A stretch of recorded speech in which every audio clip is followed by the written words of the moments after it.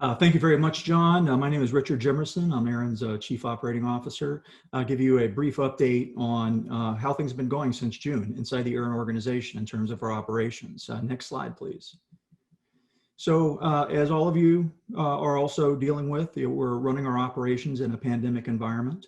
We don't see an end to that before the end of the year, but here's what we're doing. Basically, staff entered a 100% remote work environment starting in March of this year.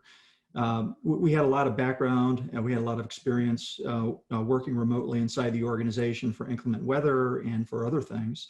And we were able to transition into that fairly successfully and fairly quickly with some heavy lifts by several people inside the organization to get us there. And we've been running that way ever since. Now, in the summer, we did need to initiate a limited reopening program inside the organization for the use of the general office space for various different reasons. Some staff, quite frankly, working from home just isn't optimal for them. They prefer to work from an office environment. So we were getting that type of feedback. And there are also some things that are in person important. We need to have somebody in person to do certain things, like hands to restart servers or some other processes that we have inside the organization. So what we did is we set up a limited reopening program with strict criteria on how the office could be used and precautions that should be taken. And we have about 5 to 10 staff working from the office at any given day as part of this limited reopening program.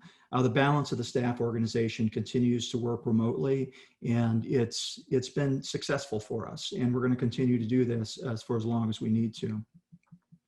We're closely monitoring guidance from our local governments here in the Northern Virginia area, the CDC and the WHO, to determine when we can move back to a general reopening of the office at some point in the future. Again, we don't expect that'll happen before the end of the year, but we're hopeful that that'll happen sometime early next year, but we continue to watch that.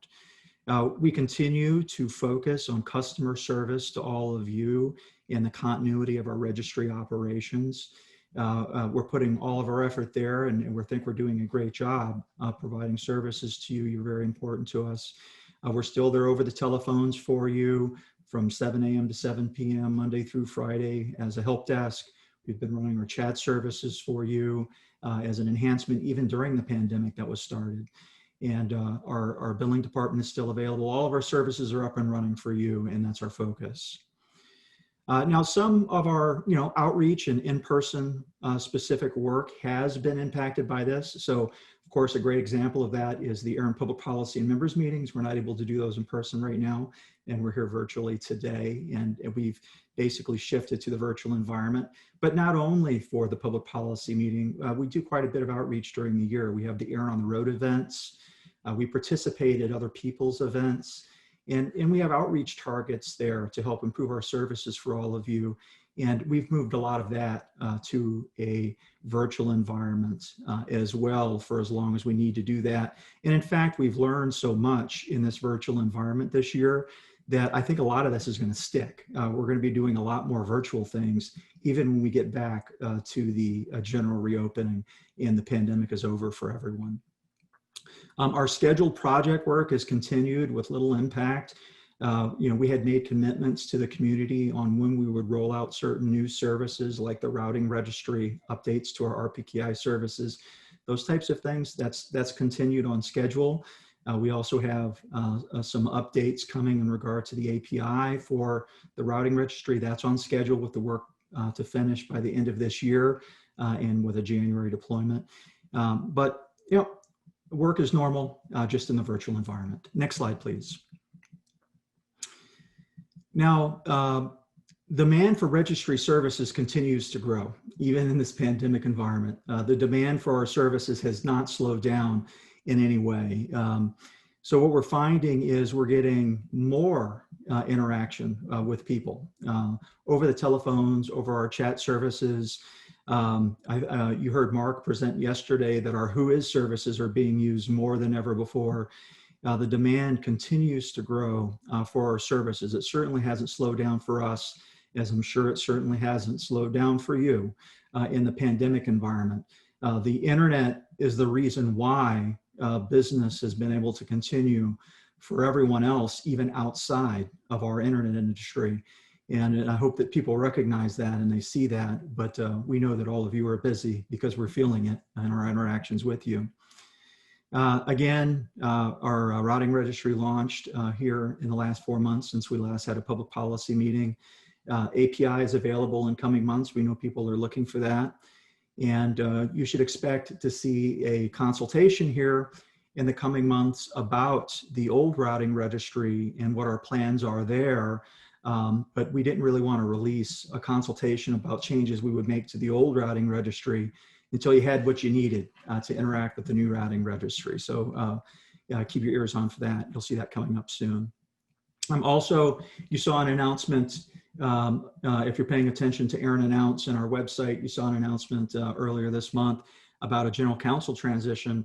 And you can go read that announcement if you like, but there's going to be much more about that on Friday of next week when we have our members meeting. We're gonna talk a bit more about the general counsel transition and the great services that we have there by some great attorneys outside and inside the organization supporting all of you. So next slide, please. I want to talk a little bit about the government affairs. We don't have a government affairs specific presentation because of the shortened agenda today, but there were some notable things that we wanted to share with you about our government affairs department.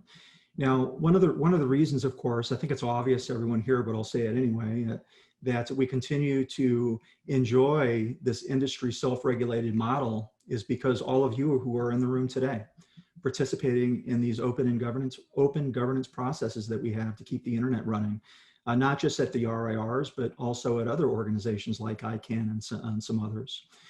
Now, when governments feel like that's not working for them, or if it's not working correctly, or they're getting complaints from their constituents, that'll cause a lot of noise, and it'll move us away, perhaps, in the future from industry self-regulation. So what we like to do is pay very careful attention, close attention to what governments are talking about in relation to the work that we do on your behalf and what they think about that.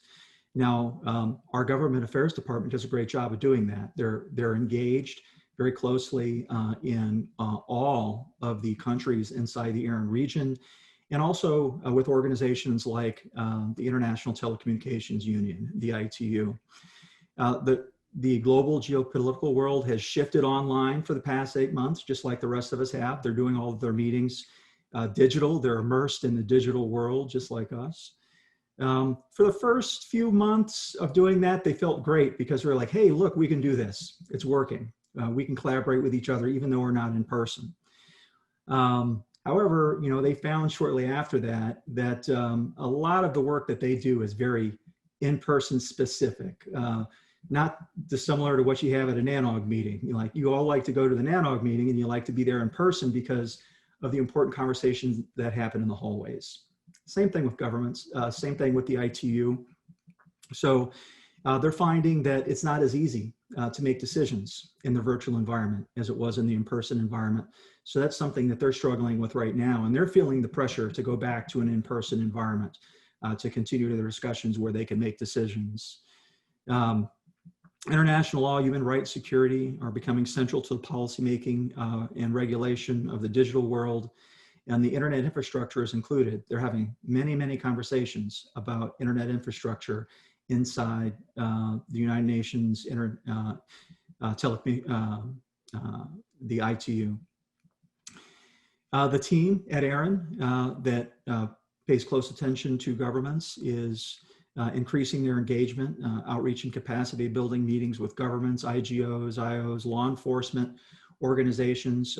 We're constantly engaged with law enforcement organizations and public safety organizations. And we're doing this both regionally and globally as ARIN, as well as close coordination with the other regional internet registries who also have a staff engaged inside these spaces. In the Caribbean, we've had more than 200 people benefit from 10 technical community webinars over this pandemic period, and over 50 public officials joined in 4 internet public policy webinars that we participated in or conducted inside the Caribbean region. Next slide, please. I just want to talk a bit about the ARIN elections. There's going to be a lot about the ARIN elections in the meeting next Friday at the members meeting. You're going to get to hear from the candidates, and we're going to have some forums there. So I'm inviting all of you to tune in. That's a very important meeting for all of you. The governance of this organization is tied directly to the future success of internet self-regulation by the industry. So we want you to make sure you participate there. Prior to the ARIN 46 meeting here today, we had a nominations period that opened and closed, and a second one. There was a voter eligibility deadline that passed. We had the initial slate of candidates published for you. There were a call for petitions and statements of support that you participated in, and the final slate was published. The candidate speeches and forum are next week again, Friday, October 23rd. We'd like you to join us there. And the election opens that same day on the 23rd, and that'll run through October 30. We will announce the results of the election no later than 6 November. We are in a pandemic environment. We're all very busy. I think we're all busier than we ever have been before, but please do take the time to vote in the election. It's very important for the success of the organization. We have a quorum that we have to meet of the number of people who vote, and we need to meet that. And we know it won't be as easy for us to contact you. We make telephone calls to you and those types of things. We believe we're going to be finding a lot of full mailboxes at offices and those things going on. You're going to see a lot of email reminder activity for the elections if you're an eligible voter. So please absorb those, and as soon as you vote, your name gets taken off the list, you'll stop getting the emails, the email reminders. So the earlier the vote, the fewer reminders that you'll see about the election. And you can find more information about elections, including the candidate information right here at the link at the bottom of this page. All right, next slide. All right, ARIN 47 is currently scheduled. So the next ARIN Public Policy and Members meeting is currently scheduled for April of 2021. We do our meetings in April and October each year. Of course, the meeting that was scheduled for April of this year did not happen in April, and we went virtual for June. And here we are virtual again in October. And we are planned to hold our meeting the 11th through the 14th of April next year in Tampa, Florida. We are cautiously optimistic about holding an in-person ARIN 47 meeting. And we're going to continue to monitor what governments are saying about the pandemic.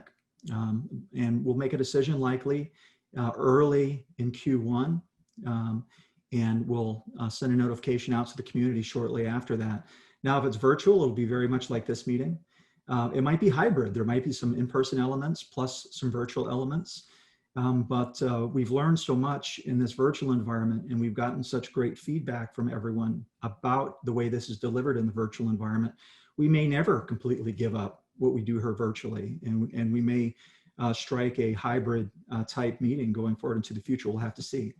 But uncertain for April right now, but we're cautiously optimistic for some in-person elements for that event. Next slide, please. That's it. That's a general update from the ARIN organization, what's going on inside the company right now. And you've seen some of the other information and some of the other reports from yesterday, or you'll see that today and then again on Friday of next week. But we're happy to answer any questions that you have. You have one question already. Yep. I'll read it, Richard, since it's here before us. David Huberman, ICANN. We've seen this meeting that there is increased demand for ARIN's many services. What measures does ARIN foresee taking over the next 0 to 24 months to continue meeting an increased demand? Why don't you speak to that, and then so will I. Okay. So we do keep a very close eye on the increased demand for our services. It's certainly going up, it's not going down. Now, when that happens, there are things that we do inside the organization, just like inside your own companies, that we can optimize to provide that coverage. But at a certain point, it stretches your ability to cover the demand by the community and to have a fair work schedule for everyone. So we're constantly looking at personnel levels and what we might need there to help support an increased demand. And we're also being very careful to make sure that this isn't just surge based, the types of demand that we're seeing because of the pandemic. So for instance, you guys might be a lot busier right now than you will be in a year or two. And the demand for telephone calls and other things might go down. So we're being very careful about that, but we're watching it very carefully. And John, I'll turn it over to you for some more comments in that area. Yeah, if I could speak to the question. It's an excellent question, David.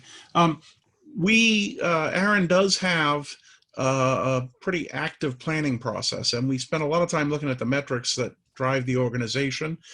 We look at them on a monthly basis. We actually review them with the board on a quarterly basis. And so we're keeping track of how we're doing in terms of satisfying requests. And we're going to spend a bit of time, as Richard said. If it turns out we see some issues with being able to keep up, we have the ability to staff up as needed. We are conservative with that because to some extent, we have to make sure that the revenues match. And so if you guys get busy and we add staff, then we get back into the fee discussion. We are looking at that. We'll talk a little more about that in the members meeting next Friday. But obviously, we got to keep the revenues and the fees somewhat balanced. And there's a number of interesting questions there. Right now, if we need staff to ramp up in order to meet demand, we do it.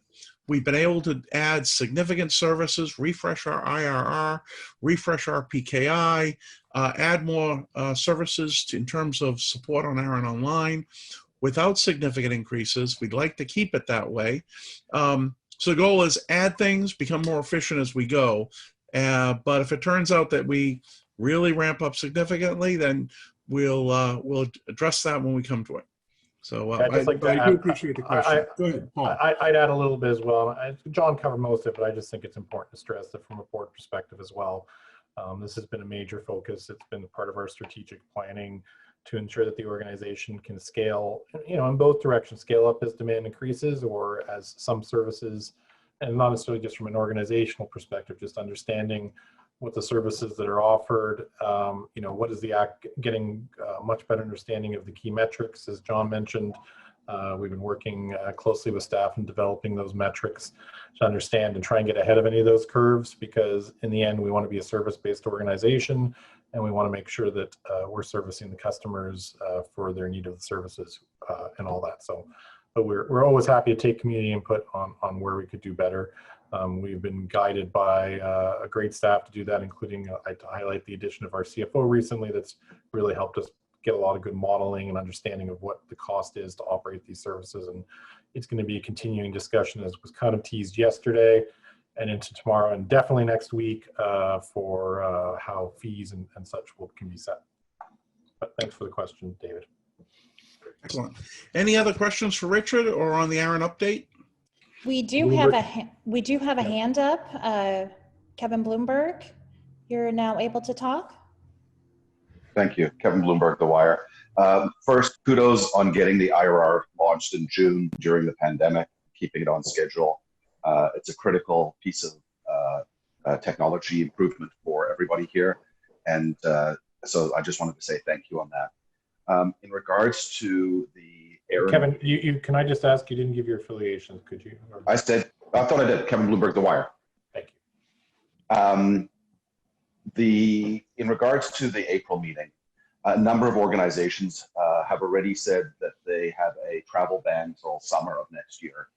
And I would like you to please do a little bit of research and digging on the attendees or potential attendees and the percentage that wouldn't be able to travel irrespective of whatever guidelines, governmental or otherwise, there are. If 25% of organizations are going to tell you they can't come, irrelevant of anything, and another 20% are waffling, then please take that into account.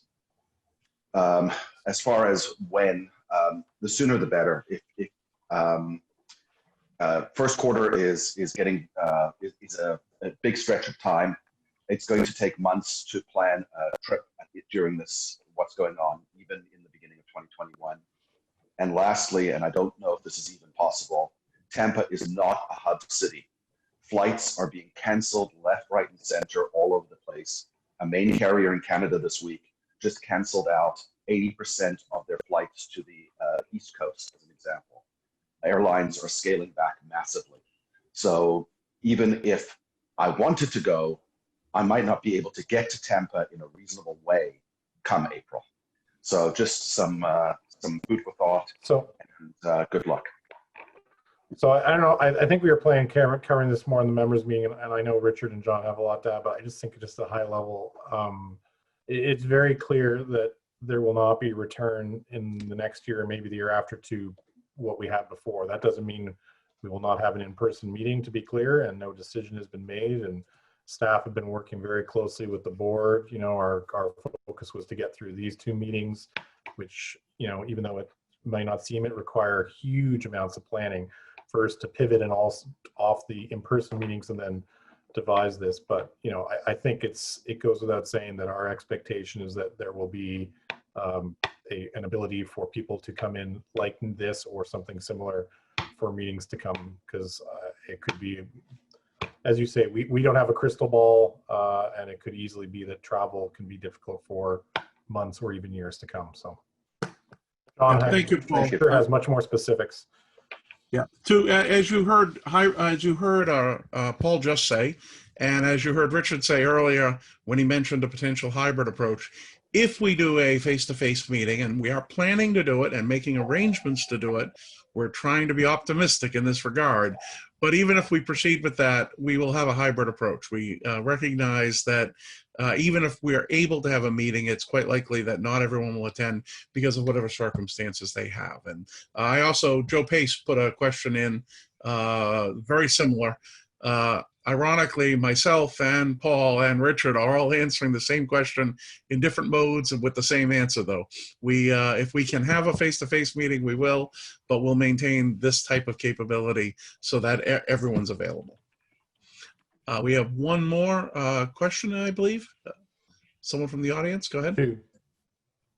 Yes, Louis Lee with Google Fiber, NRONC. Please make sure that the staff is polled on how they feel and how their work from home environment needs to be upgraded for them to be more effective. I'll answer that one directly because we've actually spent quite a bit of time keeping track of how our staff are doing. ARIN, while we prioritize our customers, our members very high, I don't think that people live their life to do work. I think people live their life for their family, for their you know, their immediate family and the people they care about. And so to that end, there's no reason asking people to work if they're worried about what's happening at home in their day. We have unusually high flexibility, as any of the staff will tell you. We accommodate everyone's circumstances, and we'll continue to do so. That's always been ARIN's motto, and I don't expect that to change. But we're definitely taking care of the staff, and you know, the staff. You can ask any of the staff, and the staff hopefully will echo it. Certainly, if I've overlooked any member of the staff who's hearing me now, you know, let's make it clear: the staff. We make sure people take care of themselves and their family. So we have next our Senior Vice President of Government Affairs, I believe, would like to speak. Go ahead, Anne Rochelle. And Anne Rochelle, you had your hand up, so are you there? Anne Rochelle, you're permitted to speak. You need to unmute though if you want to speak. Hello, good morning, everybody. Sorry, Paul, this was just, I think, a mistake. I just clicked. Oh, misclick? It's a misclick? Oh, okay. See what was going on in the question and answer thing. Thank you. Oh, well, it's good to have you at an ARIN meeting, even if it meant you're not on the road, which normally Anne Rochelle does not always make it to our meetings because she's heavily booked in person at those meetings. So good to have you here. Thank you, Paul. Thank you. Okay. John, over to you, because I think we're at a question. Okay. That ends the, if there's no more questions, I'd like to thank Richard for the ARIN update. And at this time, we're moving into break. So there's going to be a break. Everyone know that we have the meeting will resume at 1:40, but if you stay around during the break, you'll get a chance to participate in both our upcoming stretch, much like yesterday with ARIN, and we have ARIN Trivia coming up. Test your knowledge of ARIN Arcana. So for those people, we're on break. The meeting formally starts at 1:40, but stick around and share the break if you want with everyone else on the conference. Thank you.